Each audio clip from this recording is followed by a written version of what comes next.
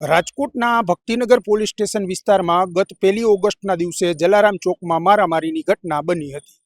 મારામારીની ઘટનામાં ઈજાગ્રસ્ત ઘનશ્યામસિંહ વાઘેલા નામના યુવકને સારવાર અર્થે હોસ્પિટલ ખસેડવામાં આવ્યો હતો, પરંતુ કમનસીબે સારવાર મળે તે પૂર્વે આ જે બનાવ છે તે હત્યામાં પલટાયો હતો અને જે ઈજાગ્રસ્ત યુવાન હતો તેનું મોત થયું હતું. હત્યાના બનાવને પગલે ભક્તિનગર પોલીસ દ્વારા જે ગણતરીની કલાકોમાં જે આરોપીની ધરપકડ કરી છે.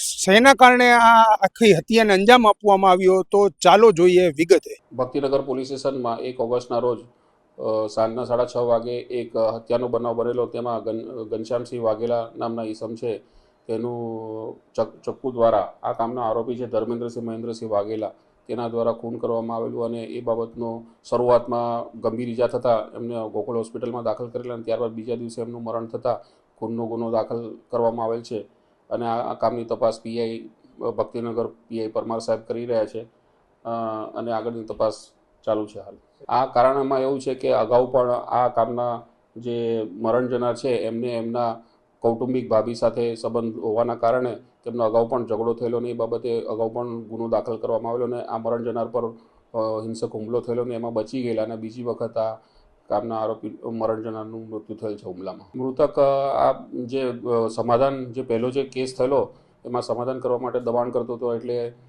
ધાક ધમકી આપતો હતો અને એને આ કામના જે મરણ જનાર છે એ અગાઉના જે ફરિયાદી છે ને એમના આરોપી છે ધર્મેન્દ્રસિંહ વાઘેલા, એના ઘરે જઈને ફોન વારંવાર કરતો હતો અને ઉપાડવાના કારણે એને બીક લાગતા આ કામના આરોપીએ હુમલો કરીને એને એવું લાગ્યું કે મને માર નાખશે. એના પહેલાં આ આરોપીએ આ કામના મરણ જનાર ઘનશ્યામસિંહને માર નાખેલ. આરોપીની ધરપકડ બાદ પોલીસ તપાસમાં સામે આવ્યું છે કે પ્રેમ પ્રકરણની અંદર આ હત્યાની નિપજાવવાનું સામે આવ્યું છે. હવે રિમાન્ડ દરમિયાન પોલીસ દ્વારા કયા ખુલાસા કરવામાં આવે છે તે જોવું રહ્યું. સહયોગી પ્રતિપાલસિંહ ઝાલા સાથે યુવરાજ ચૌહાણ, ફૂલછાપ ડિજિટલ, રાજકોટ.